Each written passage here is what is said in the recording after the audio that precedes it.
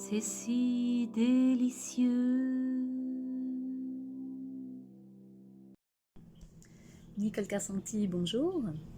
15e vidéo de la série Si délicieux. Et donc, je vous avais proposé d'évaluer votre activité physique juste naturelle il y a quelques jours. Et là, nous allons aborder la notion d'activité physique. Donc, c'est un élément essentiel qui favorise notre santé ou, si elle n'existe pas, qui va être plutôt délétère, c'est-à-dire qui va desservir notre santé. Donc c'est très vite dans un sens ou dans un autre. Donc autant être plutôt dans quelque chose qui va favoriser notre santé, d'autant que nous avons la chance d'avoir un corps, et si en plus nous avons la chance d'avoir un corps qui fonctionne, c'est-à-dire qu'on peut utiliser nos muscles, eh bien c'est vraiment un bonheur de pouvoir le bouger, parce que tout simplement il en a besoin. Donc au niveau santé, l'activité physique, il n'y a plus à prouver. Elle favorise tous les états de santé et elle peut même soigner, surtout quand il s'agit de maladies que l'on dit de civilisation, comme les maladies cardiovasculaires, le diabète, les cancers, les problèmes rhumatologiques et le surpoids.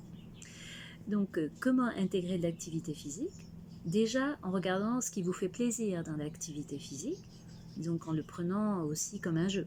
Donc ce qui vous fait plaisir, peut-être ça peut être une activité de danse de salon ou bien de bricoler ou de jardiner, et bien déjà ça se comptabilise comme une activité physique.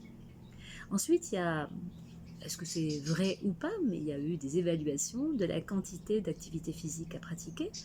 Et si on veut être simple, peut-être que simplement de vous dire que vous faites tous les jours vos 30 minutes d'activité physique sera déjà un bon point et un bon démarrage, surtout si c'est répété et si cela dure dans le temps, des mois, des années. Quel type d'activité on peut faire d'une manière très simple? Eh bien c'est la marche, bien sûr, juste de marcher ou de vous déplacer à vélo ou en trottinette non électrique pour aller vers votre lieu de travail ou en roller. Quelle est la durée? Donc je vous ai dit 30 minutes. Et lorsque vous faites ces 30 minutes, cela peut être intéressant de vous dire que vous pouvez l'envisager comme ne faisant que 15 minutes. Parce que si vous allez quelque part pour 15 minutes, évidemment que le retour va vous faire 15 minutes de plus. Donc déjà, vous avez 30 minutes qui sont faites. Et c'est déjà quelque chose d'acquis.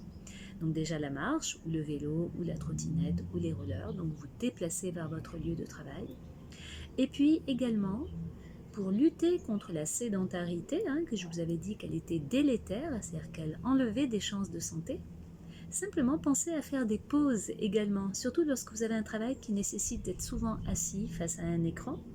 Eh bien faites des pauses, cochez des pauses toutes les heures 30 par exemple, pour vous étirer, pour bouger, pour faire quelques exercices, de vous accroupir, de sautiller, de descendre des marches d'escalier, de remonter. Voilà, vous avez bougé votre corps toutes les 1h30. Et déjà, comme ça, vous luttez contre la sédentarité en ne prenant que 5 minutes comme ceci.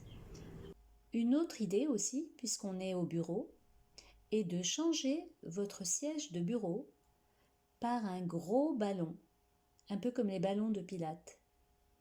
En étant assis sur un ballon, vous serez perpétuellement en micro-mouvement. Cela fait travailler tous les muscles internes, vous aurez beaucoup moins mal au dos et ce sera une manière de lutter contre la sédentarité. Voilà, testez et puis on se revoit dans quelques jours. À bientôt!